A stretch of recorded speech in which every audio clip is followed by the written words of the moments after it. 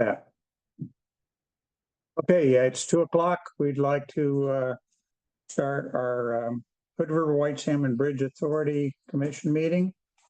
It is June the 23rd, again, 2 p.m. Let's do a roll call. I see the co-chair Fox is here, Arthur Babbitts, commissioner, is here, Grant Polson is here. I have Nate DeVoe is here, commissioner, alternate. I see Jake Anderson is on the video. And Eric Wilson is in attendance. Oh, Jake Edwards is here. Yep. I got that mixed up. Nate is not here. Okay. Yeah. Okay, and so that's it. So we do have a quorum. So we'll continue on. Is there any modifications, additions to the agenda? Catherine just joined. Okay, Catherine has joined. Any additions, modifications? If not, could I have a motion to move forward? Accept the agenda. Okay, second? Second. All in favor? Aye. Opposed? Okay, approval on our corrections to minutes from the last meeting, June the 9th. Is there any modifications or corrections that are needed? I don't have any modifications. I just want to make sure everyone knows that you did add, or someone added the bridge monitor plan to the corral of files we can download, and I appreciate that. A lot of good information. Yeah. Okay, could I have a motion to approve the? I'll make the motion. Okay, second. Got a second? All in favor? Aye. Opposed? Okay, it passes. Public comment. Anyone from the public would like to address the committee? Let the record know we have our first public person here in attendance ever. He's like number 3. We've had others. You're in the top 5. Yes. Well, thanks for coming and we welcome you. Okay, let's go into executive reports. Co-chair, Jake, anything you want to say? Nothing right now. Okay, let's go on to the project director bridge update report. All right, so I made some notes here on the report, but I'll just give you the summary on the top. We are working with FHWA on modifications to the biological opinion. We did get comments back from FHWA, so staff is working with them to work through how those would get incorporated into the biological opinion. And Christy can give you about a 2-minute update on where that is. Oh, sure. Christy Duncan, part of the HNTB support. We've been working with FHWA liaison to NOAA NIMFs. We haven't yet spoken with NOAA NIMFs, but we provided the liaison with a document that summarized kind of the project update, some of the information that's come since the biological opinion was put together in 2024. Probably the most important information in that document that constitutes an update is the extent of shallow water on the Washington side, which wasn't as well understood during the concept design. And the biological opinion, of course, reflects the concept design, not the 15%. The other aspect that's important is the extent of riprap on the existing bridges piers. That was understood during the concept design phase to be quite extensive at the navigation piers because they're larger, needed reinforcement, but it became very apparent after a scanning sonar underwater survey, which you guys have probably seen pictures of, the heat maps, that there's riprap on the existing bridge at pretty much all the piers. Not all of them, but pretty much all of them. So the concern that we would have with that is as we take the old bridge down, we're going to have to get rid of some of that riprap. It's not clear how much has to be removed. So that's the first unknown. The second one is the means and methods of deconstruction are also unclear. So the biological opinion talks about the use of what are called cofferdams, which is basically enclosing those areas before you remove the riprap. The kind of cofferdam and the extent of cofferdams for that many number of piers starts to actually be counterproductive because you're putting in so much sheet pile. To create the cofferdam, you're creating more impact than if you just went in and removed it. There's also the possibility that someone who with regulatory authority would say, no, leave it, just take down the piers, perhaps. So we don't know the answer. It needs to be clarified. So that's kind of the work that the kind of summary of the important points of that work. The progress of that will not be quick. In fact, we think it'll probably take maybe a year. So just to be clear, this is not something we're going to resolve very quickly, and that's appropriate because we're about, if it's possible that we move into further design, there may be additional discussion. We'll move from 15% to more, but even more understanding of what it will take to build the bridge. And that will be relative to the biological activity and what actually happens. Overall objective, just to keep in mind, the overall objective is that when we get to construction, we don't have to stop and turn around at that point because it will be so expensive.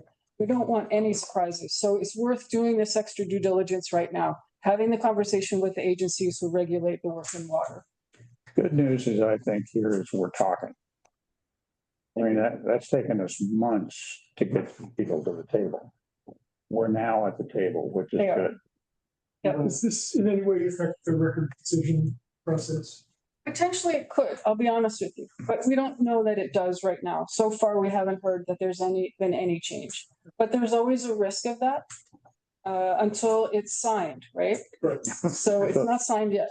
So let me. We had a little discussion beforehand, but as she's going through these discussions, if there's something that we would like to have, and they say, yeah, you could have it, but it's going to cost you a total reevaluation, then we need to bring that back to the party here and make sure we really, really want it. Right. Because that's one that would stop the rot. Right.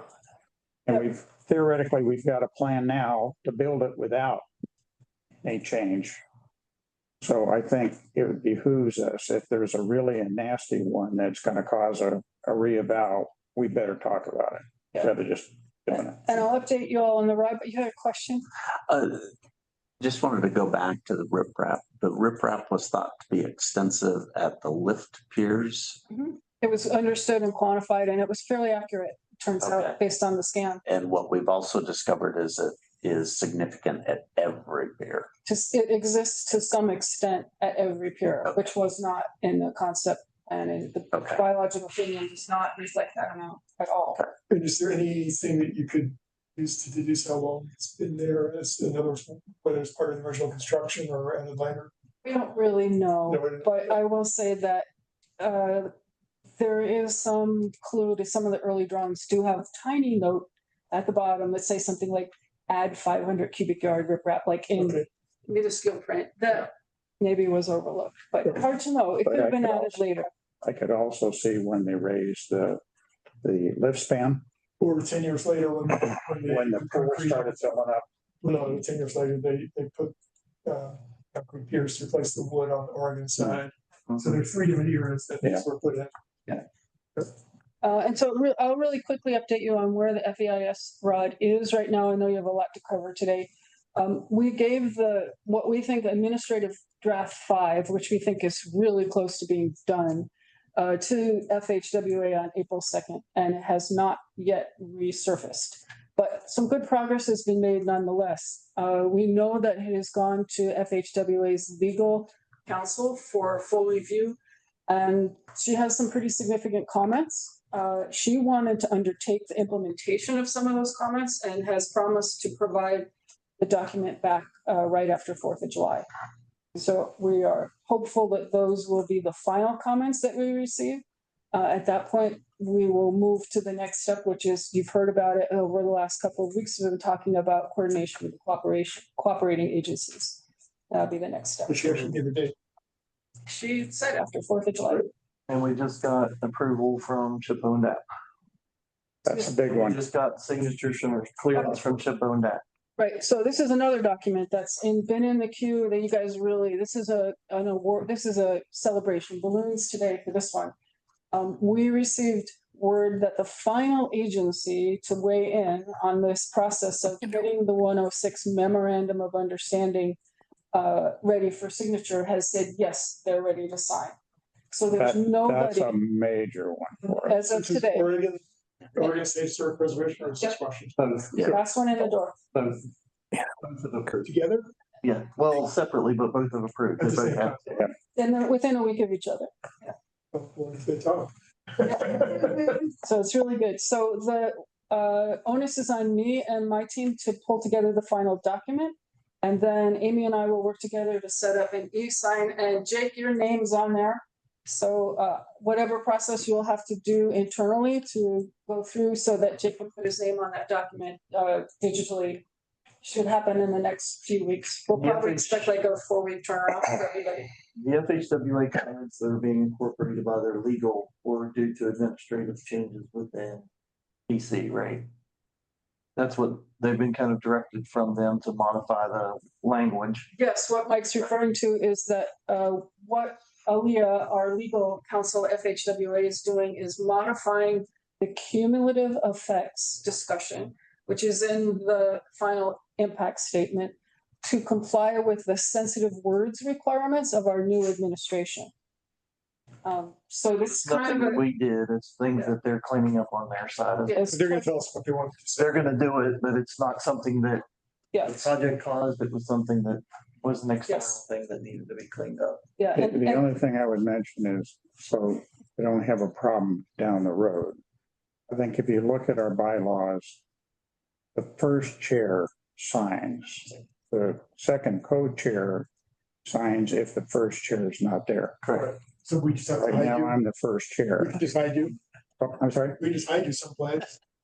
Yeah, yeah. We just won't. Just don't want it to be an excuse later that it's not in effect. I'll take you out to lunch and. I haven't made the document, so let me know whose name I should put under that line. Mike, is the bathymetric sonar collection report available? Is that? The latest one, they're still finishing that up, the one that they just did this summer. Yeah, Yeah, we haven't got the final version of that yet. okay. I think they're done with all the scanning. And they're putting the report together. So as soon as we get it though, I know we have a action to get you the data Okay. for your other role. You can do something cool with it? It's for his other role. No, I mean, but I do think, us sharing that data with like the Army Corps of Engineers and other entities might be a good thing to do. Yeah, we were So planning to do, capture it. yeah, we were planning to do that. What else, Mike, on your report? The travel coordination continues. I would say it's a little more optimistic than we were a month or two ago. We're back to where we were, so we're not as pessimistic on some of that, but we're making some progress now. We're meeting with all the tribes, which is a step forward. We had a meeting today with Warm Springs. We still got to get one with Yakima to get them back. But we are making some progress there. The appraisals, they are starting on the appraisals or continuing with the appraisals for the 6F properties. They needed to go back and forth with OPRD a little bit before they got started on what to include and what not to include as far as improvements to make sure that they are capturing the best and highest use of that property. So why is Oregon Parks and Rec involved in Because this? they ultimately, or OPRD, yeah, Oregon Park and Recs, they have to ultimately sign off that the value is appropriately done as far as the appraiser, yes, because they speak for NPS. So Oregon Parks they and Rec have a, speaks for the National Park Service. OPRD has an initial, they're kind of liaison to the National Park Service. That's who you deal with Okay, when you're actually working with I the. never would have guessed it. So they have kind of pre-signed and then you go to NPS. So we're working with them to make sure that the appraisals and how we're doing the appraisals will match what they want to I'm see. helping with the acronyms. Yes, sorry. so a question for the team here. Would you guys find it interesting and worthwhile to have somebody come in and explain the process for coming up with these values that they're going to use on property?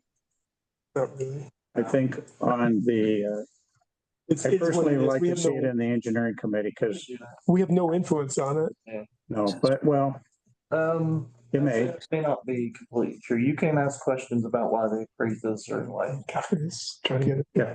Catherine, you got your hand up.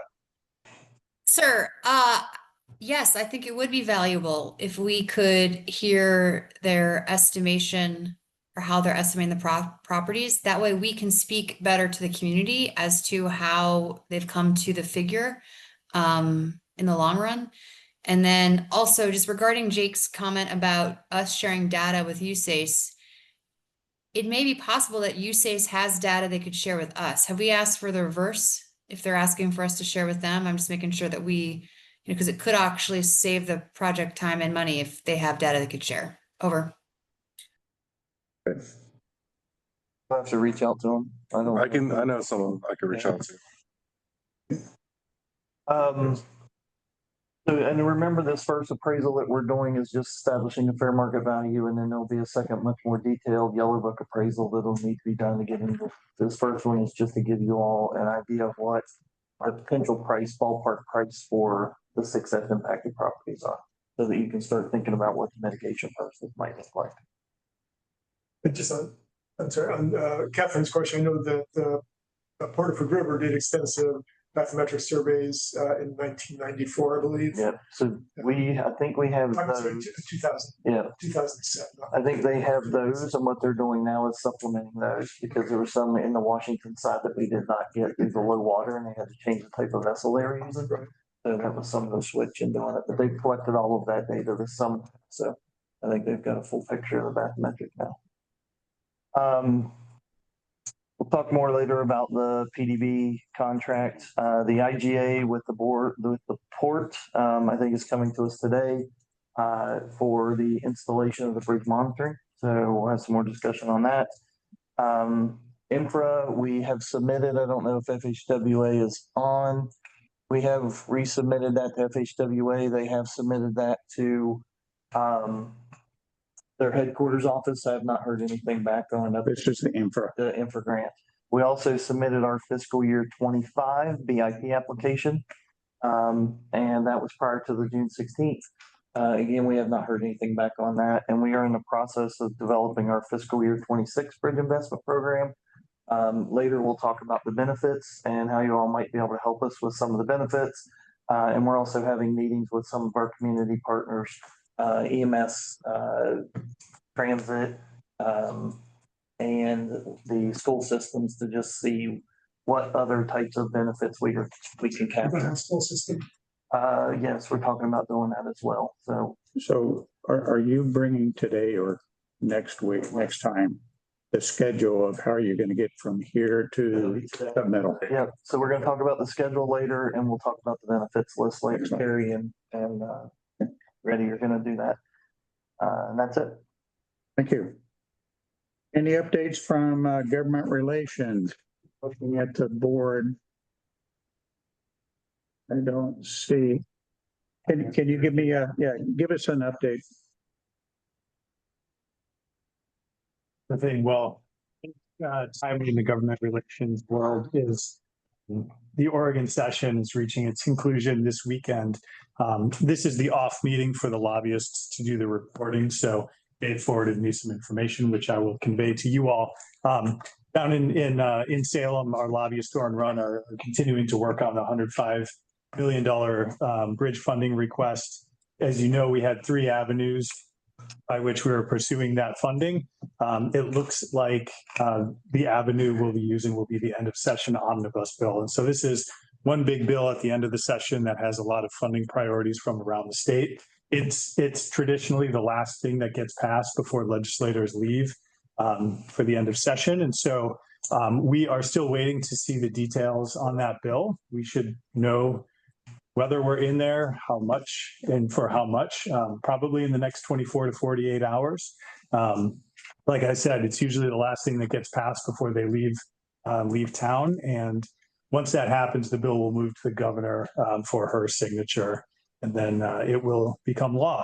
Like anything legislative, anything can happen, especially late in session. But based on the conversations that Thorn Run is reporting to have in Salem, we're feeling optimistic, and we'll know by Saturday.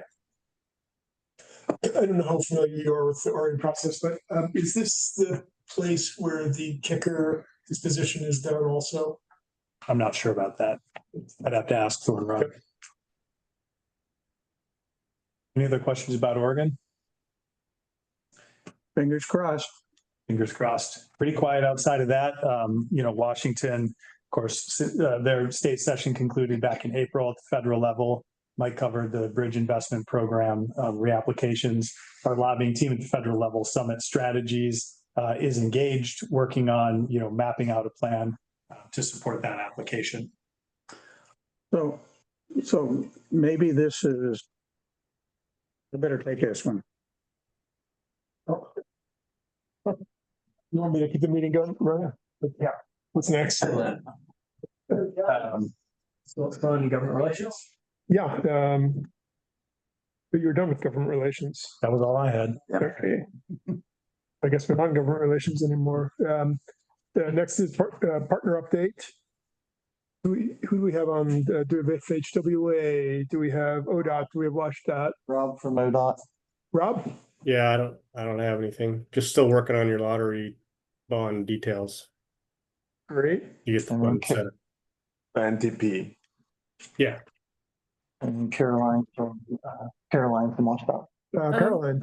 No update from WashDOT. Okay, thank you. Thank you for coming. So that is our partner updates. So let's go on to consent agenda. We have invoice approvals. Anyone have any conflict of interest, first of all, on anything? I don't think we've ever had one, but might as well ask. In that case, I would entertain a motion on the invoice approvals. Move to approve the invoices. Do we have a second? Second. We have a motion and a second to approve the invoices as presented. Any further discussion? Seeing none, those in favor? Aye. Aye. All right. Who was that? Who was that? Jake, okay. That was Jake. Any opposed? Chair votes aye, motion passes. I'm turning the chair back. Thank you, sir. Just got off the phone with Jeff Helfridge. He let us know that what's in this final bill, and he thinks he's got it. That's why he called us. Instead of 105, it's 45. We're getting 45 million. He couldn't say which year, and there was no commitment for the balance, although there may be some language in there that hints at more to come. But we're going to have to go back again next year to go after the balance of whatever it is, 70 million. And you probably don't know the answer, but we should find out how this affects the Washington. Yeah, We're going to have to see the language to see how it's going to have the ripple effect back on So it's a 60 million delta, Yes. and then we'd go after that next biennium or at a reconciliation. yeah, which all could be fine, which is somewhat what we expected. We only expected them to allocate a certain amount because they can only allocate a current biennium anyways. So we'll see if there's some kind of a language that kind of hints at future. yeah, which is what they had talked about with us. So Yeah. We're just hoping in this year, because this year we have a big kicker, whereas next year we will not.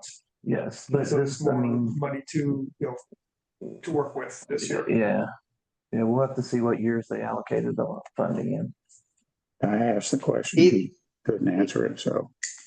Hey, if we get 45 million, that frees up 45 million in Washington. This is a huge win. It's more than the 30 million I figured we would get. I think we're going the right direction and getting the full state funding.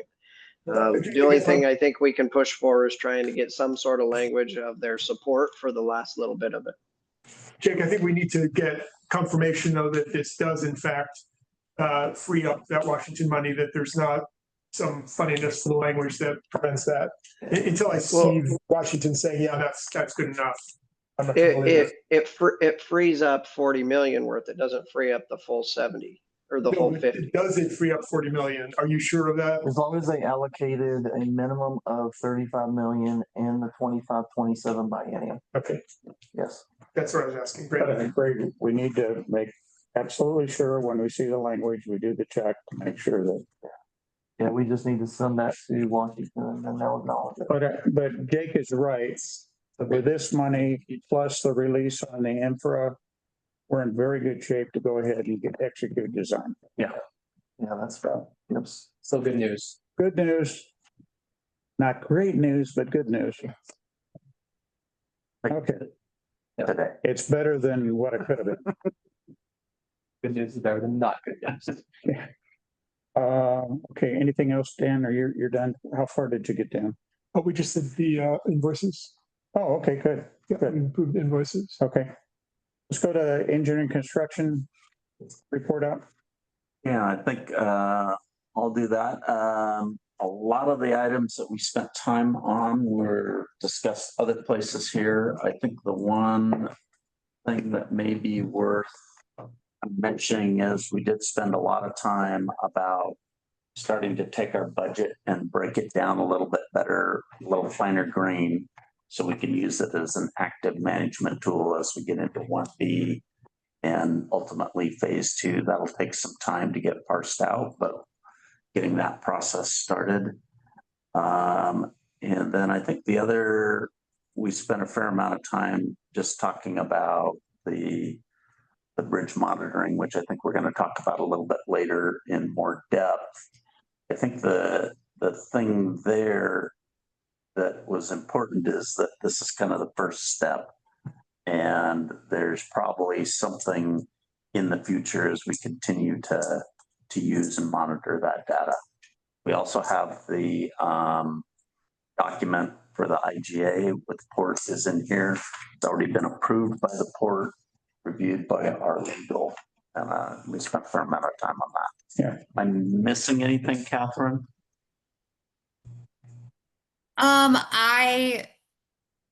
I think we really drilled down on the invoices and the process. And I think we did spend a considerable amount of time on that. And then we did talk about not kind of rehashing stuff, but yeah, we basically, Eric, you covered it. The only thing I would say is we did talk again extensively about the bridge monitoring and how we do understand the port's position and the IGA as well as the 1B process. Yeah, so to kind of reiterate, why are we doing the bridge monitoring on the old bridge for our benefit? It's really kind of two areas. One is we're probably going to do a test pile program. As we're driving piles, we want to make sure we're not hurting the adjacent current bridge here because of foundations issues over there and liquefaction and so on. That's one thing. The other thing for monitoring weather, we want to capture the weather over a couple of year period to see wind rates and so on by month. As we build the new bridge, that becomes pretty important. If you think about lifting something off a barge and putting it up into place, that thing can act like a sail. So if it's high winds, you can't do it. So we're trying to come up with some ideas of how much high wind do you typically have? How many days do you typically have? How many days in a row? That's going to impact our construction schedule down the road. So we're capturing those kinds of information.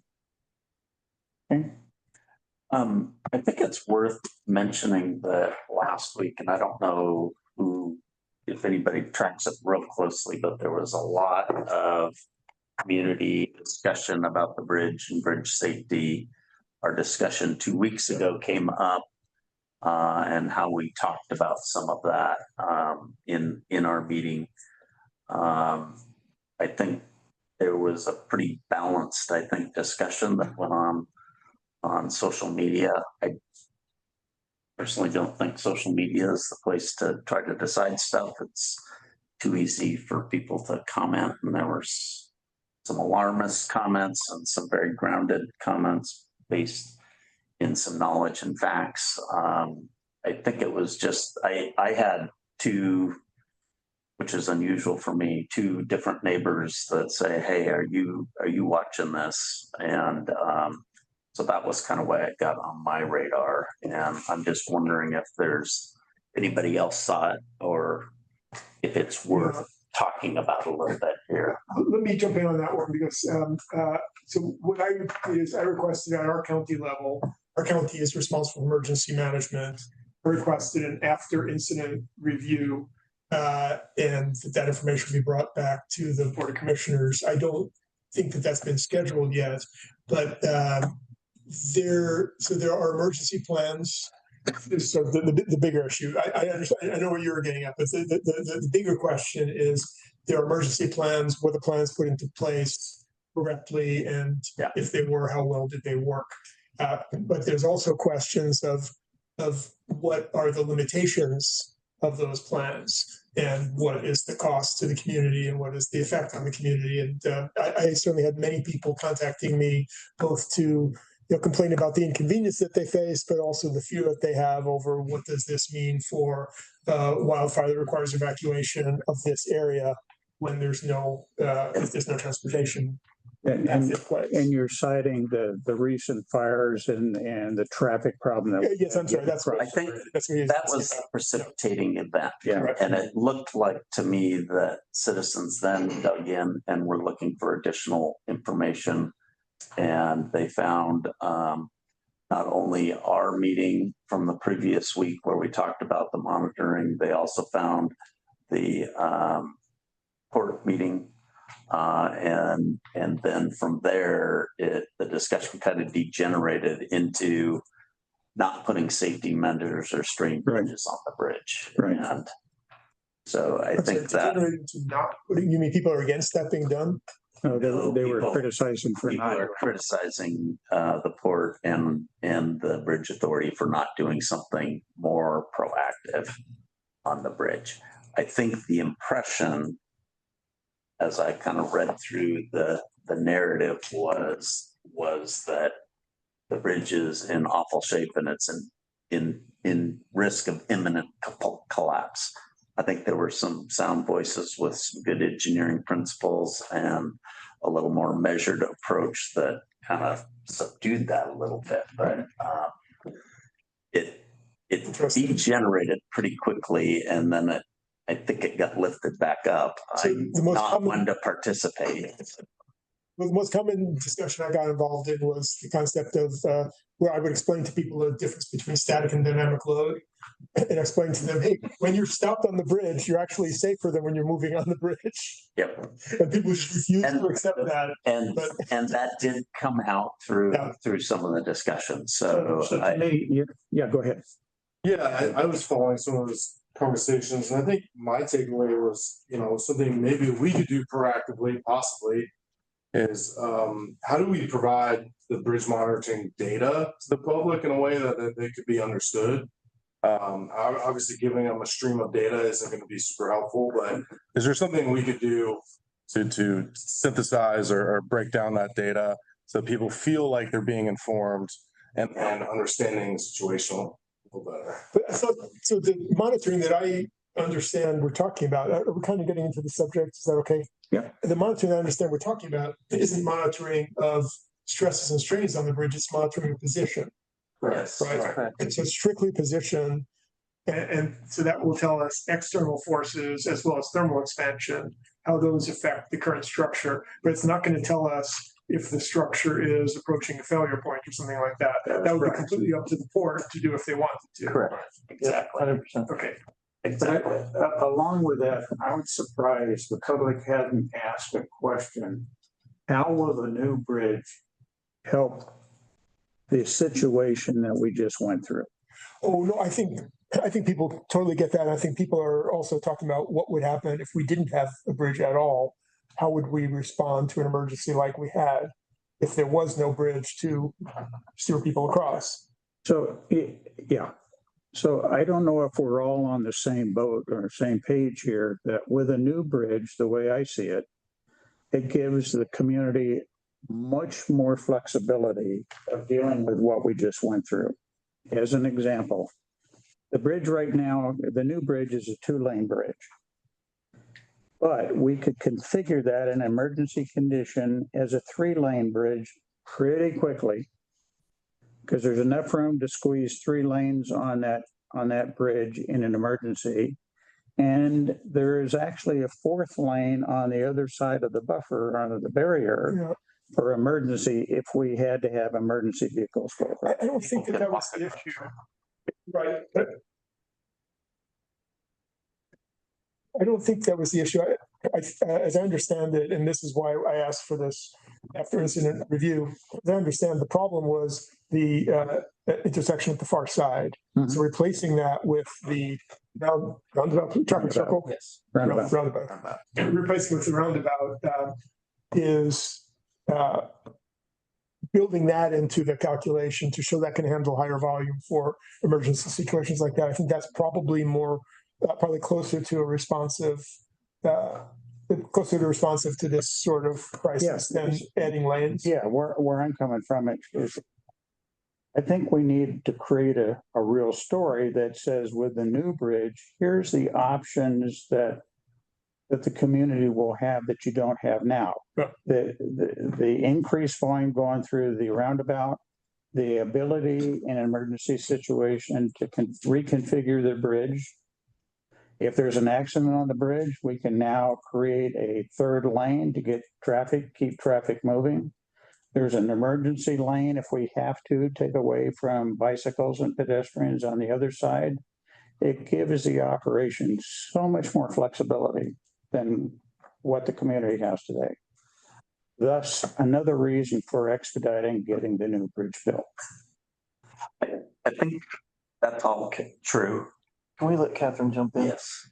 Yeah, Catherine? Yes, sir. I think one of the issues that maybe the group also missed that was very much addressed is the weight restrictions that were not followed during the emergency as well, and the non-monitoring of the weighted and the very large vehicles that were going across. So I think for the public, we are aware of the group of very strong community members who we want to be involved, because this is a community bridge and we speak for you. And so the more comments and the more community advocacy or reaching out to the current authority is wanted, to be clear. And I did not get stuck in the traffic on the bridge, and I was not aware of all those concerns, so it was very beneficial. And I do see a comment from a community member, and with the public process, we have the public comment earlier in the meeting. And so I do see you, and I want you to know you are seen by us and we are heard by us. But I do think something that did lack in the emergency situation was the larger weighted vehicles. And so that is obviously not something that we as an authority can control. That's a Port of Hood River controlled aspect. And so that was also something that was brought up. I do want to say that with Mr. Fox, with your explanation of the extra lanes, I do know about that ability, and that explanation was great for engineers and people that are part of the process. So if the community was kind of confused of how a 2-lane bridge can become a 4-lane bridge based on that explanation, please do reach out, because it's possible that we're talking higher because we assume people are aware of what's going on and they're not here every day with us kind of doing the work. So, but I guess, Mr. Fox, can you speak as a current Port of Hood River Commissioner, can you speak to the weight restrictions and if the port has any plans on how to not have that happen in the future? Over? Yeah, and I'm a port commissioner for all of another week and a half, I think it is. Right or wrong, good or bad, right now the port uses an honor system for trucks going across the bridge. We don't have police on either end of the bridge looking at trucks coming across the bridge. It's all signed as far as, hey, here's the weight restriction on bridge. But right now, there's no way to catch them. It's a totally honor system. I think one of the lessons learned that future boards can think about is that when we have an emergency situation like we just did, it may make sense for port employees somehow to get to the other side of the bridge, likewise on the Oregon side, and try and flag these trucks to get them out of the lane before they start across the bridge. So if I could address that, because I did actually ask that question of Kevin. I don't see Kevin's not on, is he? I don't see him. So what I was told is that in fact, The port employees cannot stop trucks. They don't have guns, they don't have big vehicles, they can't stop trucks. But ODOT was actually in place doing that, but a few slipped through. So when people say that there was no monitoring of it, that's not quite true. ODOT apparently was in place attempting to control the flow of large trucks, attempting to prevent large trucks from getting on the bridge, but some got through. So we don't know the exact form of the monitoring. So ODOT does the Oregon side, WashDOT. This is information I have. Okay. I also know that I read the emergency plan as it existed in 2008. I read, and that had police officers stationed at the various intersections. Okay. But I don't know that happened. So until we find out the specifics on what happened, we don't know what happened. That's why we should have a review done. And the other thing is people ask the questions like, why didn't ODOT stop the traffic at Troutdale from coming to Hood River, given that Hood River had reached gridlock and therefore emergency movement of emergency equipment in Hood River was stopped. I watched the West Side fire truck. They could not get through the traffic to get to the fire. So I spoke to the ODOT regional manager about that, and he said that in fact they did have extensive discussions about that, and apparently decided not to. And I don't know what the specifics of the instruction were, but that the discussion did happen. Okay, I wasn't aware of that. Yeah, so but that's why we need a full report before we make conclusions. I think one of the things we have to be careful of here in this authority, we have no control or responsibility for traffic going across the current bridge. We're dealing with building a new bridge. So all of these comments related here really belong with the port. They belong with the port. They also belong with the county for emergency management, with the city for police response and fire response. So many of us have other roles where we have to track this. Yep. Okay. We just heard that Dan Bates is online and he can give us a little bit more information on the funding picture in Oregon. Dan? Sure. So the end of session bills were posted in the last 20 minutes or so. And House Bill 5531 is the lottery bonding bill for this next biennium. The bridge is slated to have 45 million and then 30 million in each of the next bienniums. And that's in the amendment that will be considered tomorrow in capital construction for a total amount of 105. I think everyone is scrambling, looking through these bills and getting that information, but that is my read on the amendment for 5531. That's great, Dan. Well, I just got off the phone with Representative Helfrich. He mentioned the 45.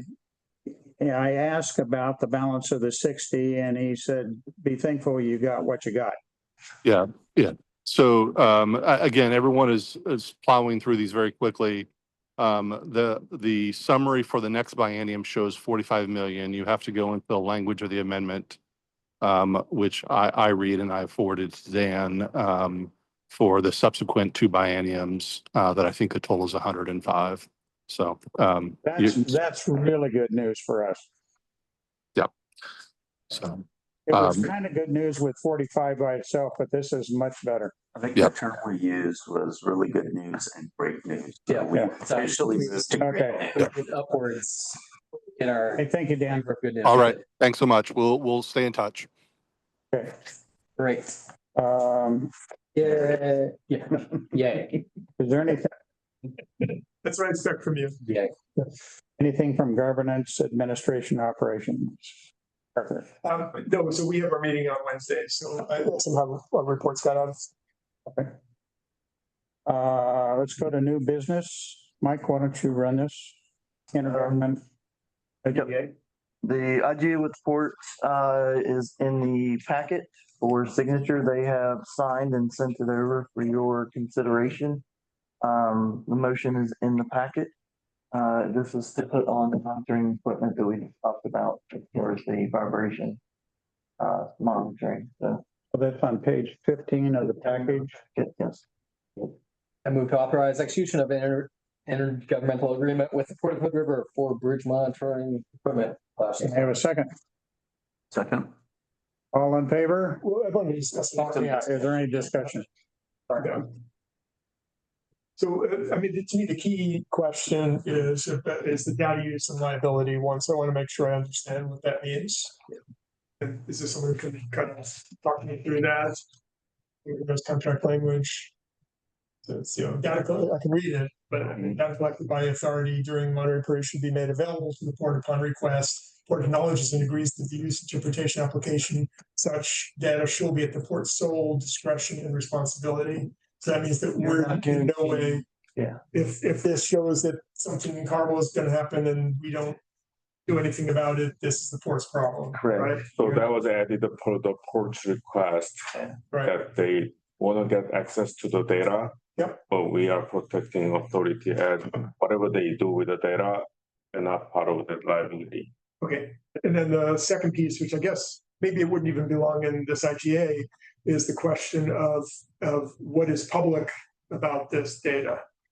Right now, there's nothing unless the authority would want to take action to make it public in some way. Right now, it is not. Ask our attorneys to consider what is required, whether any of this is required to be public. And then from the engineering point of view, what would be the wisdom of making it public or not making it public? You're gonna get, I'll call it armchair quarterbacks of what the data means, which is good and bad, But aren't you gonna get that anyway? probably. There's nothing holding us back from making it totally public. Yeah, the data is gonna be data, just that, right? I mean, it's gonna be what the sensors and stuff tell us, and then, there may be validation that we have to do. If it tells us something weird, we'll have to go out and probably do some kind of validation to make sure what it's saying is 100% correct, but There are two sets of data. There's the position data and there's weather data, yes. right? The weather data, they can basically get. Weather, yeah. But without having a model, a structural model of the current bridge, that data doesn't. Almost impossible to tell you a whole lot. Yeah. So what, the position data. Yeah, the position, without understanding what all the members are actually doing in the bridge, that position data. We're not creating a model to do any of that analysis, so somebody would have to create a model that could interpret the data to tell you what the existing bridge is doing today, what it's designed to do, and whether that information causes an issue. And that's the fear, is that they miss those two other steps. Yeah, I mean, my model is big number bad. Yeah. For us, when we put our sensors on each of the piers, we're looking at, is the pier moving? Is the pier tilting? That's kind of what we're looking at. And that tells us. And all you're doing is setting your baseline. Yep. Right, you don't have any information, so all you're doing is setting a baseline that you will use in the future when you go out and do stuff around the bridge that may change that data. You'll know how much it changed that data, and then you'll know then you can look at whether or not it's an issue or not. I suppose, I mean, when hundreds of tons of concrete are moving, that's interesting in and of itself. Yeah. Well, you know the structure. The structure moves for sure because just temperature stuff, it'll move more than probably people realize. And I believe if I'm right, if I remember some of this information, that bridge in a year will move almost a foot laterally. And it's built to do that. Well, this It's is on rollers. Yeah. Yeah, it's on rollers to do that with the heat, the temperature and so on. So that is not a surprise. Yeah, you can see that where you go with the trail, at the river, the trail goes under, you can see the rollers, and you can see the gas line tension relief, so the gas line doesn't pop when that happens. Right. That's designed in. But that's normal for a bridge, just when the concrete starts moving, I worry. If you don't see that on a bridge, you know how to think about it. Okay, what else? Another concern? So I guess so I guess I'm happy with the with clause number 10 on data use. I think that assuming our attorneys believe that that does what it sounds like it does, I think that that makes it clear that, you know, we have purposes for that data, which is not, for the safety and reliability of the existing bridge. It's to inform the design of the new bridge. So, I don't see it says that in those words, but it doesn't imply that we have a responsibility, I don't want us to have. Right. So that's good. And then the second piece is I would like us to ask our attorneys about making the data we collect public. Okay. So this IGA was reviewed by Mark. Yeah, no, that's Right, and then we're gonna go forward with the data, whatever we do with the data. yeah, that's a separate question, which I Right. know he was not asked to review Right. that, so I'm not asking if he has. I'm just saying, he reviewed already, No, he already reviewed the IGA. part of it. Yeah, which is great. We'll ask him about the other one and let you know. So do we want to hold off approving this until we get that back?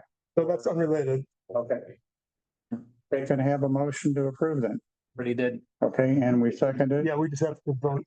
Okay, let's vote. All in favor? Aye. Opposed? And Jake, I think I need your vote. Aye. Okay, thank you. Motion passes.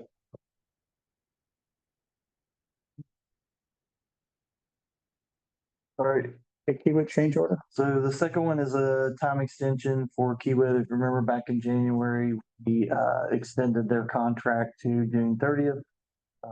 That's now coming up in days, and to extend that contract through August 31st.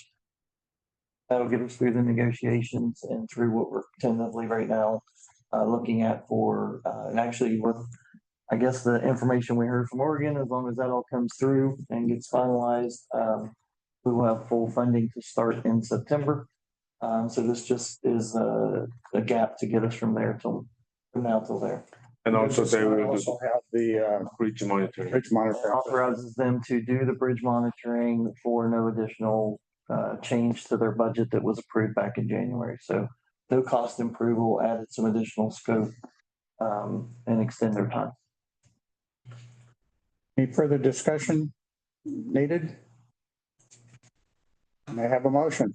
I move that we extend the Hewitt contract through, was it August 30th? August 31st. August 31st, and add the monitoring to that as a no cost change.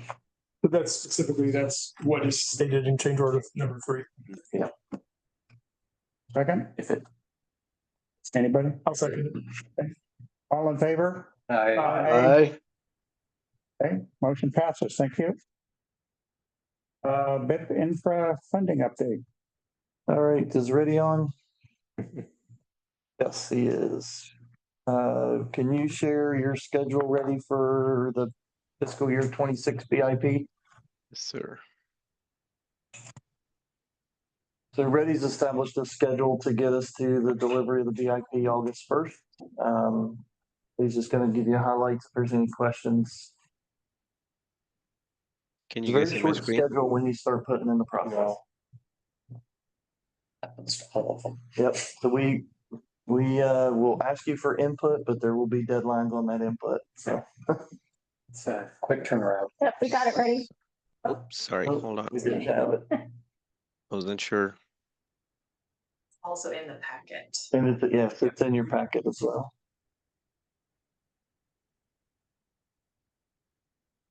Can you guys see my screen Yeah, now? we're good now. All right. Yep. We're looking at it ready. Awesome. Thanks, Mike. Yep, we put together a schedule for submitting our 2026 BIP application. It is due on August 1st. So we built our schedule backtracking from that. We built about 2 weeks worth of review time from the August 1st. Our intention is to submit on the 31st of July, just a day before. The main pieces I'd like to draw attention to that we're working on as we work towards those reviews is the 3 big sections: our benefit cost analysis, our gathering our letters of support, and our project narrative. We got started on the benefit cost analysis as the notice of funding opportunity dropped on June 2nd. and we've been working through those. We are currently working on finalizing some benefit categories that go into the analysis. We will be getting those up to the board for their review and input on what assumptions we're making on using the benefit categories. We are working towards finalizing the BCA analysis and producing that as well for the board to review mid-July. And that should be putting us in a very good spot for completing our whole package and the write-up for the application. Second part was the letters of support. We got started on drafting a template letter that Andrew has been working on, and we are starting to gather our letters of support from our business partners and our legislative partners as well. That's an ongoing effort right now. The third big one is the project narrative. The first 2 weeks you see here was a gap because we were working on our BIP 25 application that had significant updates to our project narrative write-up. We improved on quite a few sections that we had before. So we're going to use that to translate to as a starting point to take it to the 2026 application cycle. There's some other portions of it that we're working on. Great news with the Oregon funding commitment. So we're going to work on getting that financial commitment documentation in as well. Other parts of it that we're working on, we have some team set up to go through the editing and layout and technical edit reviews, etc. as well. We are well positioned to finish our first draft mid-July and start packaging it up for final submittal to an independent review and the management review around 21st of July, giving us enough time to address any comments that come back from that and then submit towards July 31st. So Reddy, what I see of your schedule here, kind of a critical path, is that it goes through the BCR analysis. Yes, sir. And you've got basically this week and next week to finalize that as far as if you're adding any new criteria to try and pump up the number. Yep. Yep. So you got, what have you found thus far that you're changing? As far as the benefits? Yeah. Specifically. Talk about that. We're going to talk about that, I think, next, right, Mike? Yep. Okay. Do you want? Okay. Yeah. I'll leave it up for that part then. Yep. So Reddy, I see your schedule and I appreciate it. You know, it looks like you got 4 or 5 weeks to go, but it's going to go real fast. Yeah. Yes, sir. We've been through this cycle a couple of times already, so that gives us an advantage and know how to expect any roadblocks, etc. to work around as well. So one of the key for you all is that July 21st and 22nd is when you all will get the documents for review. So we're going to have you review it at the same time we're doing an external review. We've got an ex-DOT, USDOT person that's going to do an independent review. So you guys will be going at it at the same time. That we need to think about, whoever wants to review that from the authority. Maybe we set, me too. I think we set aside some specific days. And I don't know if we want to do a workshop and do joint review and get it figured out real quick. I think we got to be careful how many commissioners we get at a meeting. We could. I'm thinking a workshop. Okay, then we'll schedule that for the 23rd of July. Let's just make it, by making it a public meeting, then we don't have to worry about anything. Yeah, and there's nothing there We'll that. give you 2 days to review it, and then we'll set the workshop for the next day. Okay. Sounds good. Easy. Okay, Carrie, you're on. All right. So this is an opportunity to kind of walk through at a very high level. And Amy, for the benefit of those people that aren't in the room, can you put up the that document that Mike asked you to provide? Hopefully those of you in the room have this printed in front of you. I apologize. I did not realize that we were going to be walking through this today, or I would have probably tried to turn it into a little more graphically pleasant document. But at any rate, what I wanted to do is just walk you through very quickly the various benefits that are included in the current benefit cost analysis that we intend to continue forward into the new benefit cost analysis for 2026, and then talk with you a little bit about some new benefit classes that we might be able to include in the new benefit cost analysis. And just a little bit of background. So remember what the benefit cost analysis is it's a comparison of the benefits of having a new bridge compared to not having a new bridge. And it considers only benefits that can be quantified in dollars. And it takes those benefits and calculates them into a net present value. And in the current benefit cost ratio, we're using 2021 dollars, and that is mandated by FHWA. In the new BCR, I'm not entirely sure what the base year is. It may have been advanced a little bit. But then that net present value of all the benefits over all of the years of having the new bridge is compared to the net present value of the cost of that new bridge, which today is 1.12 billion in 2024 dollars. The benefits compared to the cost assume a couple of things. And I'm speaking both in terms of the existing BCR, and I'll talk about the difference between that and the new one that we're doing. But the benefits compared to the cost assume some things. One is that the existing bridge will close to truck traffic in 2030. It also assumes that the existing bridge closes to all vehicles in 2040. So all of the benefits that we have calculated are compared to, again, the no-build alternative, which says the existing bridge ceases to exist as a transportation option in 2040. So, Terry, just real ahead. quick on that, because that's a big statement that might get misunderstood. That is not saying we are going to close the bridge in 2030 or 2040. Correct, that is just correct. saying that is the assumptions that we are making in this application. So don't. But it's based on a statistical understanding Of that where we are. it could be That is 10 years correct. later, it could be 10 years earlier, but that's the most likely scenario based on our limited knowledge of the structure of the bridge. Correct. It's just a statistical number. I just want to make sure we clarify. But it's based on limited understanding of the structure of the bridge because there is not a perfect understanding of that. Yes. So it could be tomorrow. Very good explanation. Yeah. And it's consistent.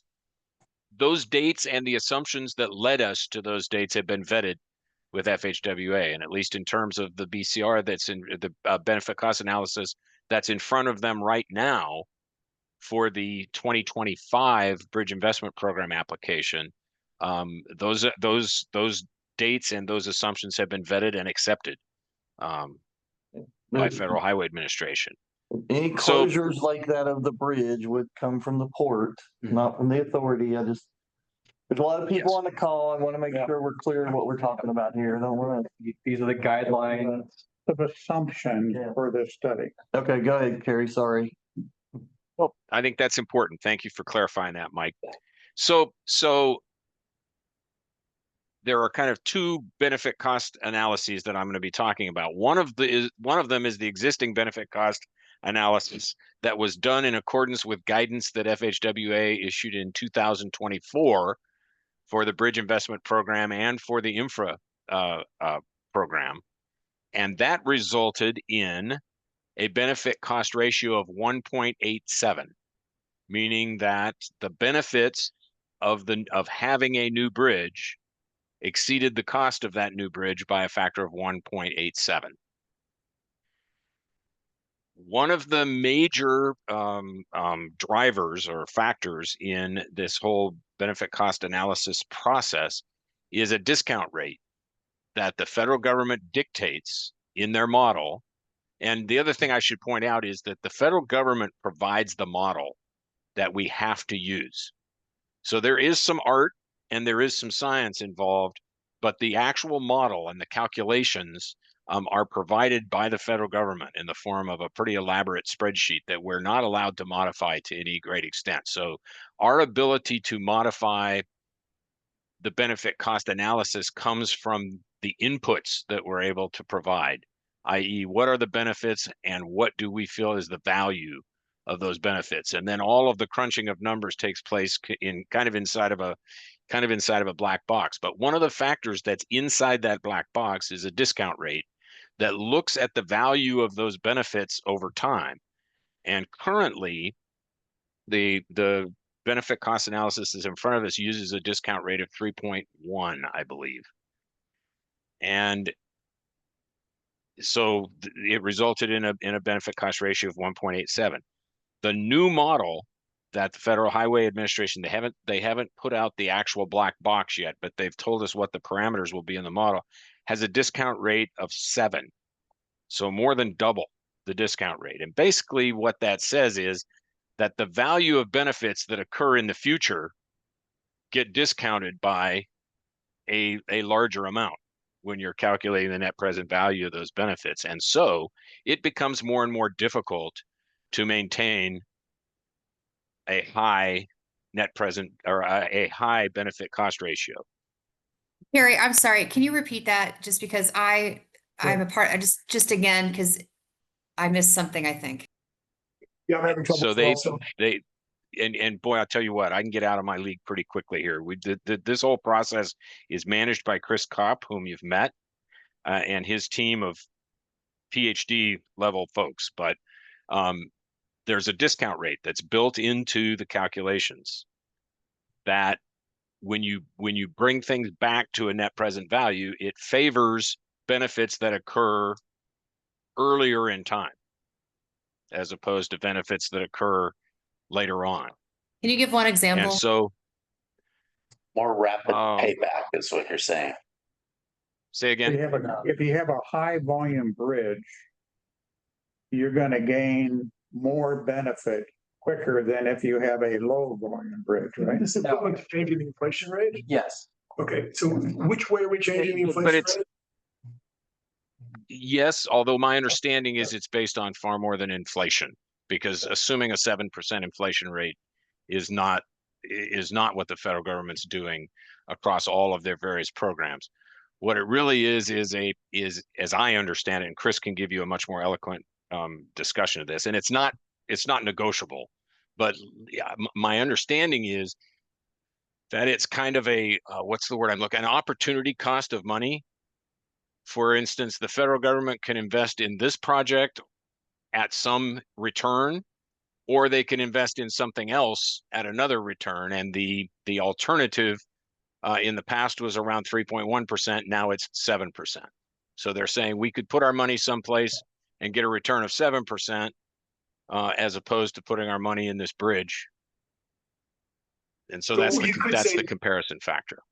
You could translate that into that they would, number one, they may be expecting inflation rate to be higher, or that they may be saying that we would rather invest in projects that bring benefits sooner. Sooner, yes. Those are the two exactly. ways of looking at that, right? Was there anything else? Yeah, if I might, either a higher rate of return in terms of an economic benefit or benefits that are earlier in time.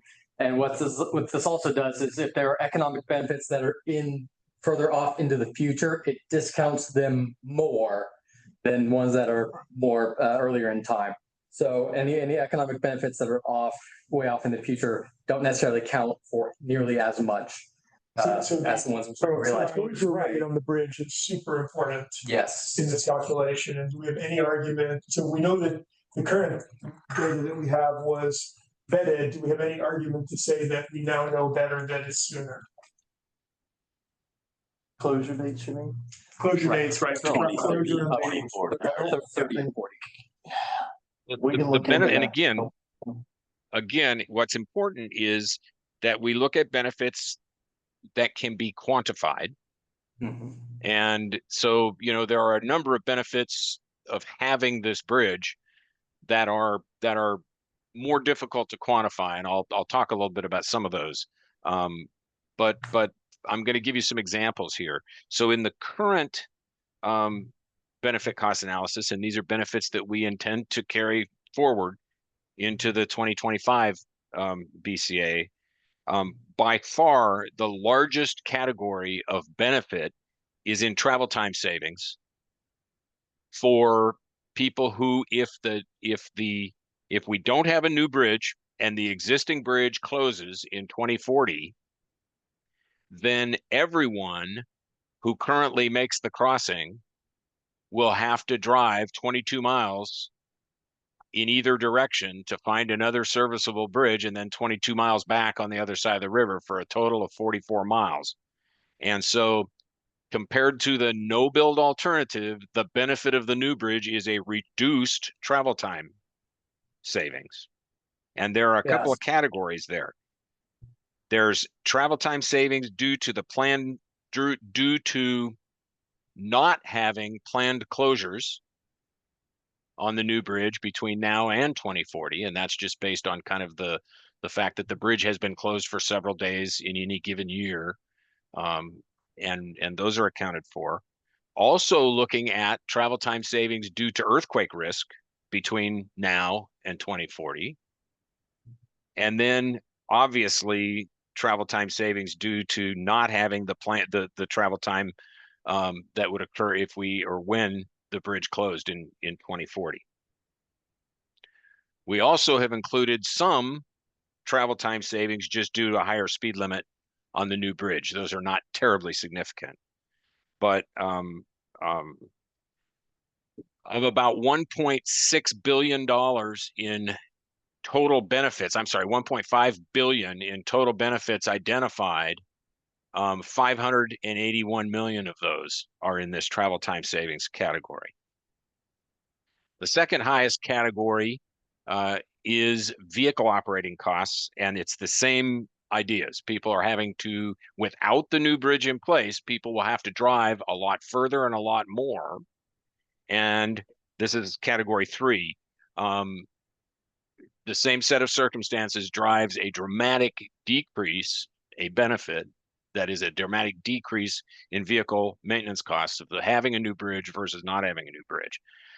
The third most important benefit is category 1, which is reduced crash costs,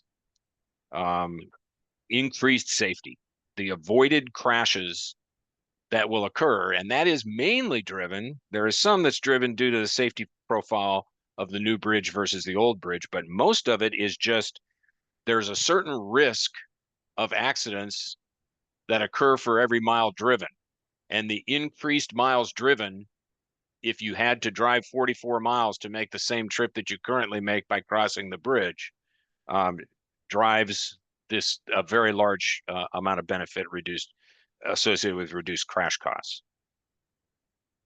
Then going down to category 4, and the rest of these are they're not insignificant. They're in the, they're over, some of them are over $20 million in benefit, but they are not anywhere near as significant as the first 3 that we talked about. But there is avoided detour-related impacts from seismic events, and there's avoided maintenance, repair, and operation costs associated with that. So there's total bridge closures, total bridge closure because of the destruction of the bridge, but there's also there's also shorter duration closures. Then category 5, health and safety, health and amenity benefits due to active transportation mode use. And this is basically people walking and bicycling. The fact that they're walking and bicycling instead of drivers has some quantifiable health benefits to the population. And they are not insignificant, actually. They total, we've identified almost $23 million in health benefits from active transportation modes. There is reduced vehicular emissions, CO2 and non-CO2 emissions. Again, because people are driving much less if the bridge is in place versus if it weren't in place. And also due to accounting for occasional closures of the bridge for maintenance and seismic risk. There is a small factor there that has to do with vehicles crossing the bridge at 45 miles an hour speed limit, which is a more optimal operating speed for vehicles than idling in heavy traffic or slow speeds. Item 7, there are savings from having less operation and maintenance and R&R costs prior to 2030 because there's deferred maintenance on the existing bridge, and between 2030 and 2040 resulting from the state of the good repair of the new bridge versus the old bridge. And then finally, there are increased O&M and R&R costs after 2040, and that's actually a negative number that takes away from some of the benefits, but it has to be included there. There are savings on the maritime side from reduced chances of barge collision from the new bridge versus the old bridge and the bridge strike damage that can occur there. And so those are really the 8 major categories that occur. As we move on, the next section is some potential enhancements. So this does not create new risk categories. Go ahead. Sorry, sir, can you go back up for a second? Can you explain why, if we're saying we're closing the bridge in 2040, why is there an increased operation and maintenance cost after 2040 due to the continued operation if we mention it being closed? Because the new bridge is much less expensive to maintain than the old bridge. Okay, so that hurt. Okay, got it. Thank you. Yep. I got a question. For your first, for the top 3, when you're looking at alternative routes, did you factor in the Cascade Locks Bridge that toll is probably going to increase over time, or was that factored in at all? That's a good question, and I do not know the answer to that. And that bridge whether the toll on that bridge is considered a vehicle operating cost, I think is your question, right? Yeah. Yep, I'm making a note of that. That bridge is past its useful lifetime as well. Right, seismic issues. So Terry, I've got one question for you. We have assumed that cars come off the bridge at 2040. And I know you have to put it in the model that way. What happens to the number if we have to shut it down at 2035? What's the sensitivity of that? I think that helps us a great deal. I think, I don't know. I actually shouldn't answer that question because I don't know the answer to that question. So where I was going with that, Kerry, is that once you get this done, you have a couple of real key assumptions, and the big key ones is trucks by 2030, cars by 2040, and then you've got all this other stuff. As a closing argument, I would think to our model, we would want to say something like, if our model comes out to be, and I'm going to make up a number, 1.5, and if we ran that model with a 2035 closure date and it jumps to 1.9, I think there needs to be at least a paragraph in there that says the sensitivity to that closure, which we really don't know. If anything, it's probably earlier than later. And if we had to close it 5 years earlier, this would be the impact. I agree with you, except that at the end of the day, the only thing that these folks are going to look at, the people that are evaluating this, are the numbers that pop out. And so explanations and rationalizations and rationale, they do serve, for instance, there's significant rationale talking about why we chose 2040 as the date, and that's been accepted. But, I think we would have to decide, do we want to use and can we justify moving the date to 2030? Because the only thing that's going to have a material impact on how our application gets evaluated is the benefit cost ratio number that pops out the other end of this model. It is, So what it we is would purely do a there- mathematical exercise. What we would do there is we can look at what has happened since that number was accepted that we could in any way use to justify changing that number. So there is a year and a half more of history. Yep. And the history has not been a very good one. Yep. I mean, in that time, I got a phone call from the port president saying, this could be it, bridge may be closed now. So we know that we have a better understanding of the sorts of things that might close the bridge. So that's a great I would just like to segue know into the this next, sensitivity. great, and that's a That's great, enough. that's a great segue into the next part of this conversation. So within the categories that we've already identified, a couple of things that the team has suggested that we want to do, and you look at item number 2 there, and that is to use the most aggressive thinking that is justifiable and supportable regarding the maximum credible earthquake and the probability of that earthquake occurring before 2040. So we're saying earthquakes that occur after 2040 don't get us any benefit because we're assuming the bridge is closed. But earthquakes that occur between 2030 and 2040, what is the probability of the maximum credible earthquake, which is in the order of 8+ magnitude, occurring That doesn't make any sense. between now and 2040?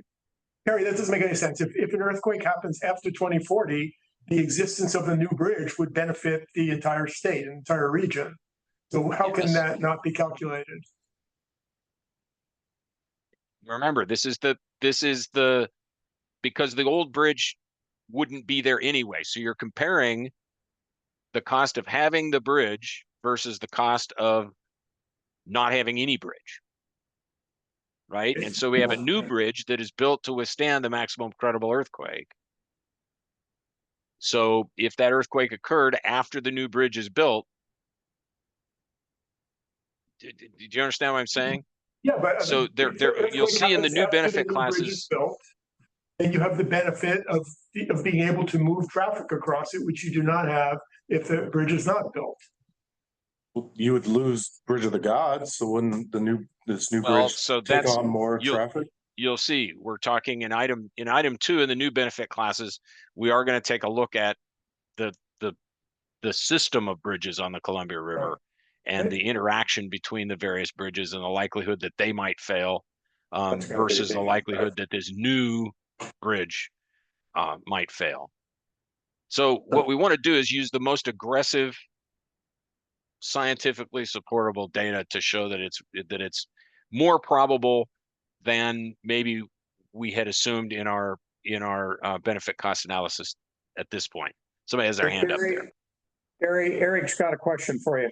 Yeah. So this kind of follows on the major earthquake discussion, but we had an event a couple weeks ago where we had a fire just east of Hood River on Highway 84 and just west of White Salmon on Highway 14. The net result of that was that every single travel vehicle on 84 and on 14, only option was to cross the Hood River Bridge. The traffic was at gridlock for 6+ hours. I heard a story of a person that took her 10.5 hours to get home from work from Bingen to Hood River. It was actually 12 hours, from 2 p.m. to 2 a.m. So but I don't see that in here, and that in increased wildfire that we have out here, that's one event, but I have to believe that that is going to happen more frequently. And it could be at any one of the 3 bridges. This one happened to happen at ours. So that, I don't know, we'll probably get numbers at some point, but it went from roughly 10,000 cars a day to the entire traffic load of 84 and 14 plus regular traffic. And it was unable to handle it. And I would add to that you could easily put a value on the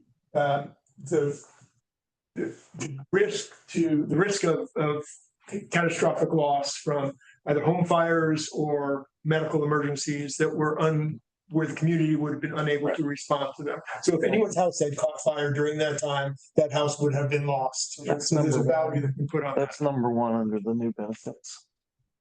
So let's just, I want to complete. There's one other thought that, and I'm a little bit outside of my comfort zone talking about this one, but apparently there is an opportunity to remove some risk-related contingencies from the $1.12 billion in project cost. And that has to do with assuming, well, and there is some reduction in that risk now as a result of, especially if the scenario that we just heard described to us, that the funding from both Oregon and Washington is now fully committed.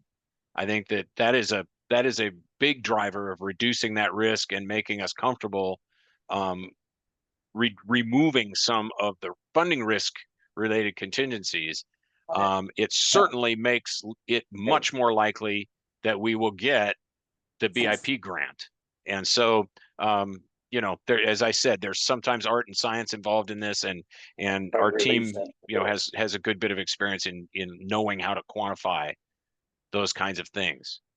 So Carrie, yep, go ahead. The other piece that I'm confused about. So you have a bunch of economic analyses that you add to this. You have number 4, number 3, number 4, and number 5. I think I would call economic effects considerations. I'm wondering why are we? No, I'm sorry. Go down in the new ones. New ones, yes. 3, 4, 5. Down. So 3, 4, 5. One is. Nope, that's it. That's it. And these are just what these are. What these are, commissioners, these are new benefit classes. So these are things that, and I will say this, the access to emergency medical care is one that we tried last time, and FHWA didn't buy it. And so we actually had to remove it from our benefit cost analysis, but we're going to try again, and we're going to try to have a much more robust defense of why it should be included. I think a picture and that of what includes happened on right the now bridge. in order to try to, well, certainly this most recent experience with regard to the fires helps with that. And I think emergency response applies to both medical as well as fire response. And we are having, we're arranging interviews right now with EMS and fire services providers in both counties on either side of the bridge, just to try, this is our BCR people, our BCA people are doing that in order to try to come up with a strategy for quantifying those impacts. And it sounds easy, it's not. Stuck in traffic trying send it to us, seriously. And then send it to us. So what I'm asking, Gary, though, is you've chosen 3 categories which I don't think fully represent the local economy. We keep on falling into this trap of overestimating the economic impact of agriculture and underestimating the impact of all the other industrial participants in our local economy. Wood River County is a greater than $2 billion economy by itself, of which is what 15% or so is agricultural. So I want to make sure that we do a better job with the local economy in the 3, 4, 5, because to me, when the bridge closes, we will see a radical change in what the economy of Hood River County looks like and what the economy of Klickitat County looks like. And if we assume a steady state with just the same number of people trying to do things, traveling farther to do them, that's not what's going to happen. People are going to choose either not to live in this area, or where they live within the area based on that is going to radically change the ability of the cities in this area and the 3 counties to have strong economies. So I remember there was one thing that they wanted us to look at, which was effect on birth rates. I think was kind of the way it was described. If you look at what families will look at in order to decide if they're locating here, this is the sort of thing that families will be looking at. If there are no jobs because we don't have a bridge, and therefore we can't move goods across between the two sides. That's a radical effect on our local economy. I think we've persistently underestimated what that is. It's not just saying, hey, the people will have to drive a couple of more minutes to get home. They will not live here. The companies will not be here. The industry will dry up and go away. It will go elsewhere, right? What you need to Consolidate on one side or the other. Yeah. Or leave altogether. And the phrase you say it will go elsewhere, I think I say differently, it will grow elsewhere. That as decisions are made of what you do next, the decision will be, you know what, this area is not working for us. We're going to grow in Austin, Texas, or someplace else. Okay, so I'd like to draw this to a close. Kerry, I think we've given you a lot of information to think about. Yeah, I'm interested in, if I could just take just a minute to look at these last 5 categories, and particularly this discussion that we're in the middle of. So we have identified defense industry as a market sector, or as an economic sector that we did not quantify in the last benefit cost ratio. We're going to try to do that in this one. We've looked at fruit growers and wine industry as kind of the representatives of this agricultural, which we did not maybe focus on enough, or really need to focus on. Education and childcare is one that we did not focus on last time. The other one, item 2, just so that you know what it is this inland bypass benefit, and that is looking at how all of these bridges fit together. If there's a major earthquake, is there a benefit, and the Bridge of the Gods is made inoperable, or even if the interstate bridge in Portland is inoperable, or the 205 bridge, is there some economic benefit that can be quantified for this bridge? And so we'll be looking at those. But the main reason we're having this discussion now is we got a very short timeline to figure out what our new benefit categories are going to be. So I really am interested, if not right now in this meeting, in the next day or so, hearing from any of you that have ideas for other benefit categories that we should be looking at. Kerry, we do that by email or however you want to do it. I would just offer up, Kerry, number 4. I would broaden that out to local industry. 3, 4, and 5 cover maybe 30% of our local economy. Why would we not cover 100%? So tell us which ones we're missing. That's what. I'll show you the government keeps a complete list. That's what, okay, can you send us that? Yeah. That's what we're asking for. Yeah, the GDP data by county shows you. You can look for each of our counties. You can see what. If you have contacts within those ones we're missing, we can call. I mean, people we can call to get quantifiable numbers from them of how it impacted us. What impacted their business? A bridge closure or the bridge not being here. How would it? Because we need to put numbers to it. So we need somebody to talk to and say, hey, if the bridge wasn't here, I'd go away and it would be this big of an impact. We need to be able to quantify all that. By economic sector. Yeah. So if you can give us those lists, we'll start digging into the details of it. Yeah, it's just to give you an idea, and I want to be sensitive to time, and I noticed that Commissioner Thomas has her hand up as well, but there are certain what we might consider benefits that are not allowed in the models, and those are things like opportunity costs of trips not taken, thriving economies and livable communities, except in ways where you can actually quantify a specific benefit of the bridge. Environmental improvement, again, you can quantify greenhouse gas reduction, but just kind of the general feeling that we have a better community is not something that's allowed. Interestingly enough, construction job creation and rural job opportunities, those are not considered in the quantifiable BCA, but they're mentioned in, as you said, Commissioner Fox, in the narrative. As I said, we tried access to emergency medical and hospital care in the last BCA and it was disallowed. We're going to try again because we think it's significant. Tourism and recreational boost, unless you can specifically quantify it, that's a very difficult. So those are the kinds of things that are that are hard to quantify, and so they're subject to being disallowed. Catherine, you got your hand up. Yes, sir. Carrie, what are you talking about when you say defense industry? Are you talking about like Department of Defense? Or are you talking about local defense? Could you I just think in expand on particular, that? we're talking about in situ and Okay. Boeing specifically. Got it. If there are others, I would love to know, because I think, you know, we need to build a strong narrative around and a strong justification for including that. And you're asking for contacts potentially of defense industry businesses such as in situ if we have them, correct? 100%, Got it. please. Thank you, sir. Yep.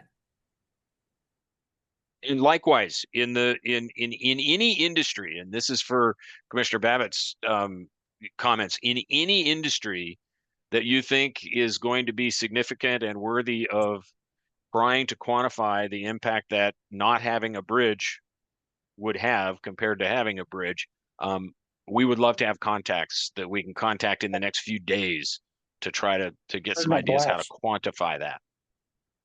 Yeah, that's an easy one. What I was going to suggest, another easy one is the hospital. A previous CEO told me that more than is more, you know, I'm remembering back 15 years ago, but it's more than 50% of their business is crossing the bridge. Right, it's people coming from other counties in the area. It's, you know, we have 25,000 people in our county. They built a hospital that assumed service to about 75,000 people. Which means look at that in Skamania counties as well as Wasco. Okay, so let's take an action. Whoever in the meeting can think of local small businesses, medium-sized businesses, get a contact name and get it back over to Mike and he'll pass it on to. Hospital is a lot more money than in situ. Just in case that surprises you. And also, if there are benefit categories that you think we've missed in this whole discussion, please just throw them out there. And I can't guarantee you every one of them is going to make the final cut and be included in the BCR, but I do think it's important to have this discussion from people who live in the community and who see and feel the benefits.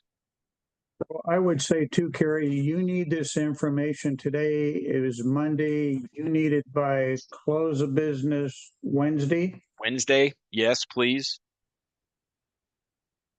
And If I you want it apologize to for be considered the in here. short fuse on this. I didn't establish the deadline, but we're working like crazy to meet it. Okay. Hey, thank you, Carrie, for the update. All right. Thank you. Okay, so the new number is going to be 2.10, right? We hope so. Just for everybody's information, one thing to know is, and this becomes much more challenging with this new discount rate of 7%, to even be eligible for a BIP grant and probably any other federal grant going forward, you have to have a benefit cost ratio of at least 1.0. And to be highly recommended in the BIP rubric, you have to have a benefit cost ratio of 1.5. I'll give you my opinion. I think they're going to have to change that scale. But we'll see. Our challenge is to get the number as big as we can get it that's justifiable. Your request for the sensitivity to the closure date is important because I think even a single year change, given the math of that, a discount rate changing from 3.6 to 7, a single year, that's going to totally skew that. I think that's something that we ought to be. That's a big change. Right. If we have reason and justifiable support to move that date forward, it's worth pursuing. We had a truck hit a member of the bridge, seriously damaging the bridge, taking it out of operation, demonstrating a failure mode we had not considered. Mm-hmm. Enough for me. Yep. Okay, thank you. Let's move on, guys. Okay, Thanks, good discussion. We needed to have that, so that's super important for us to get that done. All right, so the next thing is commissioner vacancies. Just wanted to bring this up for you guys to have some open discussion around. You've got one vacancy right now on the Washington side, and then you've got one that you may want to talk about on the Oregon So side. we've addressed it on the Oregon side. They don't, I don't think they don't know. it fully Yep. knows. So our Hood River County Board of Commissioners met on last Monday and discussed this. And what we did is we had a request, we had a letter of resignation from Commissioner Fox and an application from alternate Thomas to become a primary commissioner. What do we call him? Alternate. No, she is Going from an alternate to a to a- full-blown commissioner. Permanent commissioner. to a permanent. It's the number. Commissioner. In any case, what we did was we accepted Commissioner Fox's resignation as of December 1st. We refused to accept it immediately. We accepted as of December 1st, and we appointed Commissioner Thomas to his position effective on December 1st.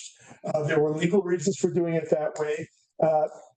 And that means that we're in a position where if Commissioner Fox leaves before then he can make or Commissioner Thomas can make a request that we advance that date, and that could easily be done by the Hood River County Board of Commissioners.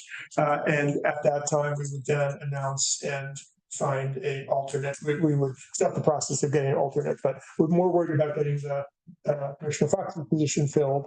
And so right now, we have taken action to do that effective. We have done that. We've taken that action, but done it effective December 1st. That date can be changed. Yeah, thank you. Okay. The Washington side, with Seth, is there any update for everybody on that? Still on? He had to leave early. I know I'm actively recruiting to try and find candidates for the Washington side.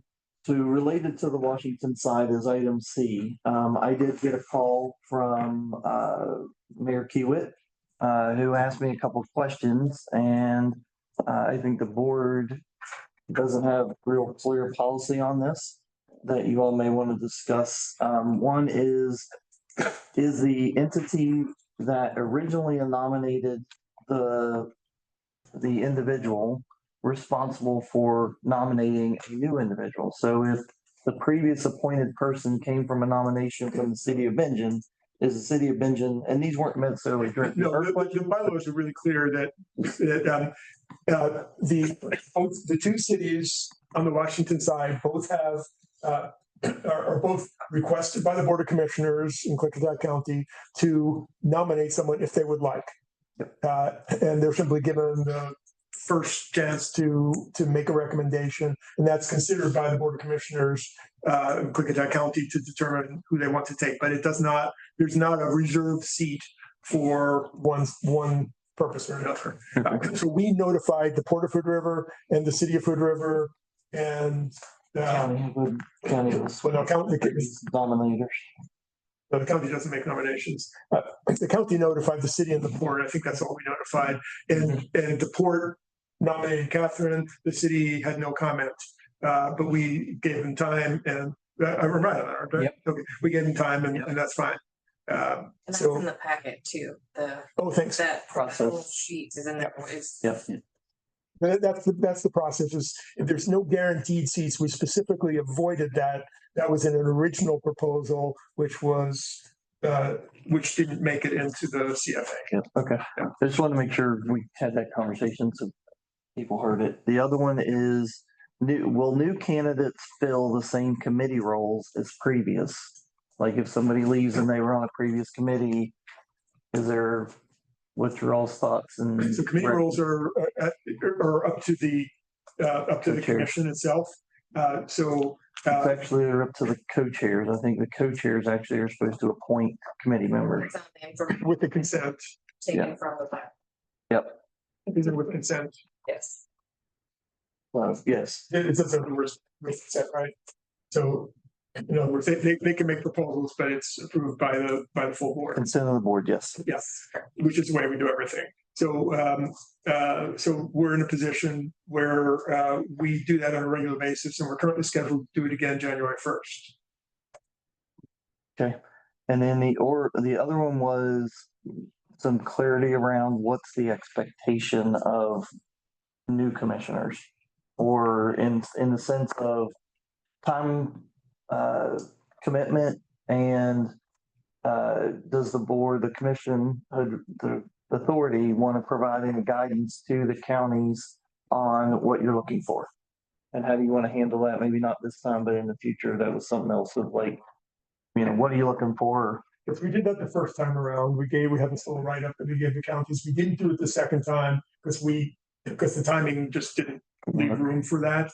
And also, we thought we knew what we were I doing. would think once a year or so, the governance committee probably pull that out, take a look at it, see if you believe it needs to be updated, and then issue it, or talk about it and then issue it. Yeah, it's more just as a group. Do you guys want to do it different than you did before? Does anybody have any opinions on how it should be done? It's more just Since we're talking about this, I'll give you another one that I think we ought to be thinking about. Is that we have full voting commissioners, we have alternates that are serving on committees, doing a lot of hard work. They don't get to vote. Okay. We have some voting commissioners that are less engaged than others. Is it time to take a look at that and maybe do some switching around, if in some manner? So if we have a recommendation, then we would make that recommendation to the Board of Commissioners of the appropriate county. Yeah. We can't do that. No, I understand that, but do we want to take a look at that? I would think that the chair should have a discussion with those commissioners. That's how I would do it. Okay. Could do that. Have update action items for their discussion about the committee structures in August. So I think that's what was part of that. That's supposed to feed into the January. Yeah, and then talking about the chair meetings and then also the structure. Yep. So that is on there. Yeah, because we talked about that. Remember this, we were going to talk about that a couple of months ago. We decided instead that it wasn't immediate and we should do it after the summer is over when we have time to actually think. And we know, And before harvest. well, we know how much weather or how much funding we have. Yeah. That too, yeah. So the pressure always happens when money is in short supply. Now we're not flush, but there is money available. So we know that we will be spending the next year and a half on design, right? Yeah. So knowing that gives us some understanding of where the needs are for the near future. Just to clarify, so Commissioner Thomas is taking over the co-chair position? No. Oh, okay. So that will need to be decided December 1st. Okay. January 1st. So if Mike leaves, when Mike Well, leaves, you'll have to appoint somebody interim until January, where you appoint. Unless I stick around until January, which I No, hope. I'm sorry. So that's a good time to sell. That's what I just said. The date for reestablishing chair co-chair is January 1st. Yep. July? I thought it was. I think it's January 1st. But whenever Mike leaving a vacancy, then we will have to deal with it on an interim basis. That's the way I understand our rules. Yeah, that's correct. Yeah. Yep. Thank you. Okay, any other stuff around that topic? Just now that we're having just thought it'd be a good discussion now that we're having the first kind of change in the group, that you guys maybe want to help you have a conversation around that. So, okay. Insurance, you want to talk about that, T? Yeah, we just we're in the process of renewing the insurance for the authority, and they have committed to the same amount for the premium matching last year's, which is $13,000. So the current one expires at the end of the June, and we can. And that's our commissioner liability insurance. Correct. So That's the only thing I knew of that had on our agenda for the Wednesday morning governance meeting. Do we have anything else on the agenda? Do we have a need for a meeting? We don't. I do. You have other stuff? Yeah. Okay. So you do need a meeting. I like to have a meeting. Fine. Yeah, we'll do it. I say he likes to meet. So. I don't want to I don't want to see an agenda tomorrow that says there's nothing. It's gonna go out. You can send me an agenda yet. Yeah. We were working on that. Yeah. About that. The key thing for me, guys, is make sure that insurance is in effect. Yes. Let me know if it gets canceled. Speed up your report. It gets canceled. So the last thing is the contract with Kiewit. We've got to finalization of the scope and fee. We've had some, I'll say now, good conversations about This is the design contract. This is the design contract for Kiewit to do full design, delivering the 100% signed and sealed plans. We're going to finalize those discussions over the next 2 days, and then staff will write up a recommendation for the board to take up at the July 14th meeting. So unless there is some emergency to do it before then, it will most likely be on July 14th meeting. But to clarify that just a little tiny bit, we had provisions today to do an executive review or executive session. We no longer need it. We've had good discussions the last 2 days that I personally think it's moving in the right direction. So we're not going to be bombing them. It's moving in the right direction. That was it. So, yeah. Okay. Upcoming items you can look at. Any other comments that people want to make? Anybody? Let's go around the room real quick. Anybody? I went to Senator Wyden's town hall. That thanks for infra and remind him that we have an application in for VIP. Everybody there was enthusiastic. Yeah, said yay. And everybody generally in attendance enthusiastic about us building the bridge. They would like us to get it done. That, and I also will be online as opposed to being here physically at that meeting. Okay.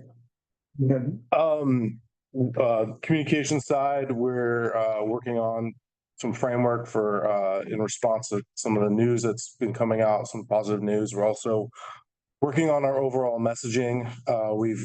We're building towards getting that completed, so things are progressing rapidly. So what I would say on that is that my general conversation with people is now the most common thing I hear from people is, "Oh, the bridge is gone, right? It's dead."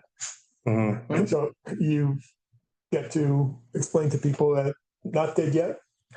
Yeah, well, we obviously we're getting a lot of good news that rapidly. So how do we do that? How do we present a message that's all encompassing? Well, we're in this stage now where we can go forward with the design and have a design ready to go when and if funding is available.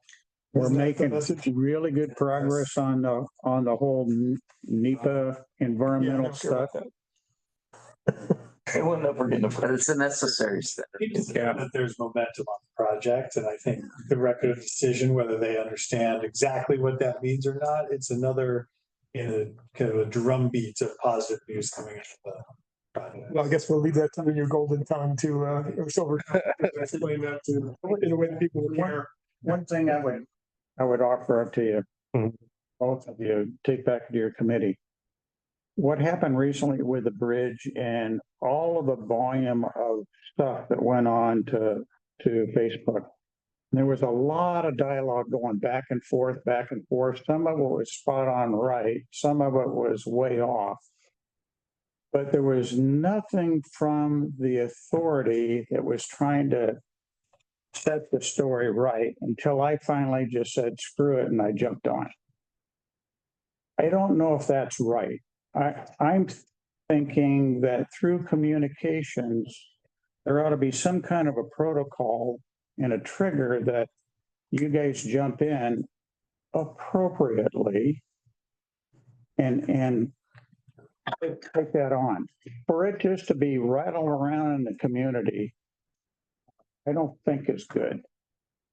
My personal opinion. I think our overall viewpoint is that it's not necessarily that helpful to respond to comments, but I do think that I agree with you that we maybe need a little bit, be more proactive and getting messaging out. And I think what we're trying to do with a new subcontractor is work on what is our tone, what is sort of messaging is that going to be, and yes, we've certainly taken a delayed approach, but we're going to be trying to focus on being a little more proactive, not proactive, but communicating through social media more.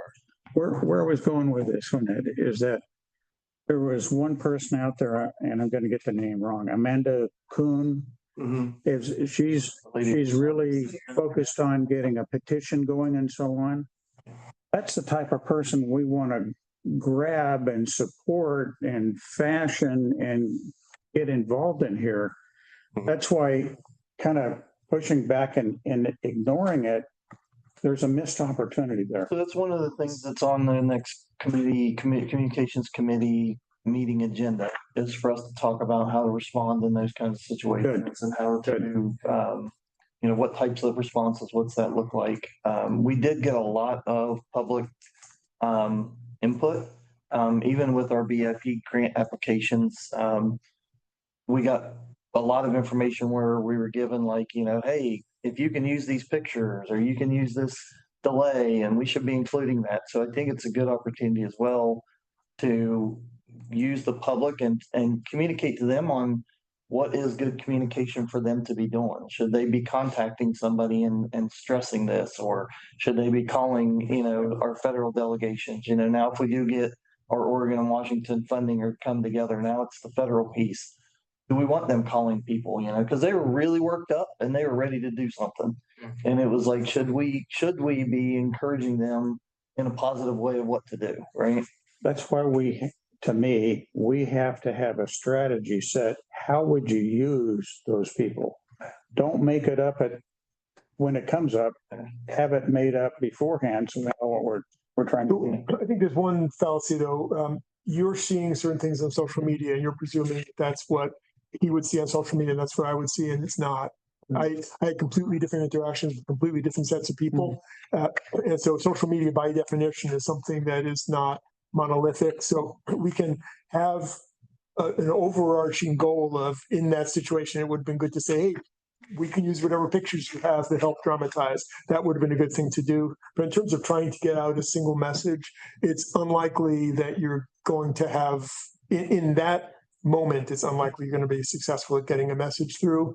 I don't have a problem with that at all. My problem is we ought to have a strategy that we're ready to implement instead of making it up as we go, or even worse, ignoring it. Don't we? I mean, I don't know what it is.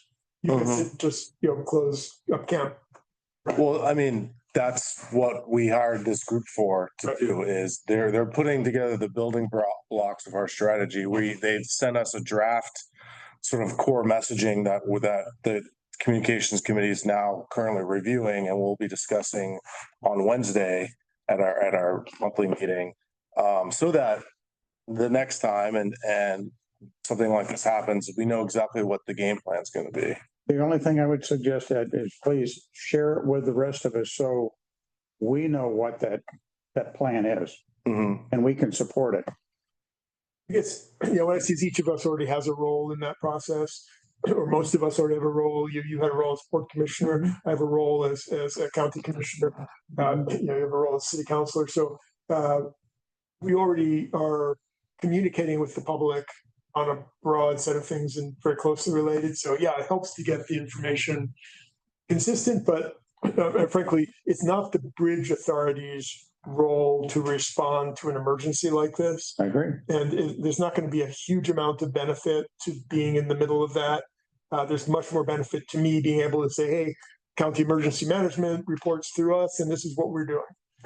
Yeah, I'm talking in general about how do we communicate with the public with issues that come up on our new bridge, funding and so on, and then addressing the issue of how do we relate to the old bridge back and forth, because people are still, believe it or not, they really don't understand who's in charge of what yet. I'm not sure I do. You're in charge. Okay, anything else, guys? That's why you don't know. If not, we're going to go ahead and close the meeting. And the next meeting night is 14th, July the 14th. Okay. 3 weeks. Yeah. Monday. Okay, guys, meeting's over. Thank you.